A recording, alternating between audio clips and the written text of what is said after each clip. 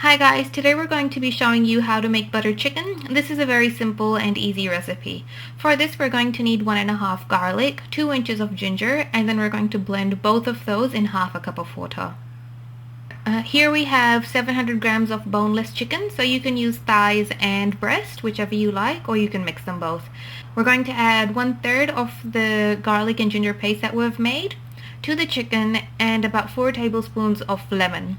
To the chicken we're also going to add 3/4 of a teaspoon of salt, 1 teaspoon of paprika, 1/3 teaspoon of turmeric powder, 1/3 teaspoon of garam masala, and about 1/4 cup of mustard oil. Then we're going to mix and marinate this for about 15 to 20 minutes. In a separate tray we have 6 to 7 green cardamoms, which we're just going to roughly break apart, and 1 little slice of maize, a very small amount, and 2 tablespoons of fenugreek leaves. We're going to add all of these to a pot, as well as the ginger and the garlic paste that we made. We have about 3/4 of a block of butter, and we're going to cook that on a high heat until the butter has melted completely.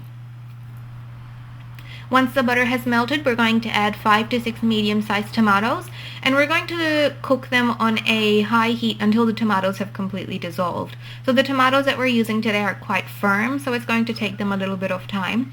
So we noticed that before the tomatoes dissolved, the water had all dried up. So we had to add about 1/2 cup of water to the tomatoes and cook them for about another 5 or 10 minutes so that the tomatoes dissolved completely. We've also added a pinch of red food coloring, and this is just going to add some color to the dish. While the tomatoes are cooking, we're going to spread out the chicken that we've marinated on a oven-proof tray, and we're going to have a single layer of chicken. And we're going to grill that on the highest rack on the highest heat. And once again, if you're going to grill anything in your oven, never close the oven door. So while the chicken is cooking in the grill, we're going to run the sauce that we made through a sieve, and we're going to really squeeze all the juices out. Once we've done that, we're going to keep the heat on, and we're going to just leave it on a low heat. So as you can see, our chicken is now done. It's only taken about 10 to 15 minutes to cook. To the sauce that we made through a sieve, we've added some butter, 3/4 of a teaspoon of salt, 1/3 teaspoon of paprika, and just a little bit of turmeric powder, and we're going to cook that and let the butter melt. The chicken we're going to put on skewers, and we're going to use a cake cooling tray and put that just on top of our cooktop and cook it on an open flame. This is a very important step in the dish, and if you don't have an open flame to cook the chicken on, then it's not going to have the same flavor that buttered chicken should have. So this is an essential step and it can't be skipped. If you wish, you can also barbecue the chicken. So we're going to turn the chicken quite often because it does cook very quickly. And once it's equally brown on all sides, we're going to baste the butter on top of the chicken. This will just ensure that it's got a very nice glazed look. We'll keep turning the chicken and adding more butter to it. And once the chicken is ready, we're going to add it to the sauce that we made. It's very easy to get the chicken off the skewers just using a pair of tongs.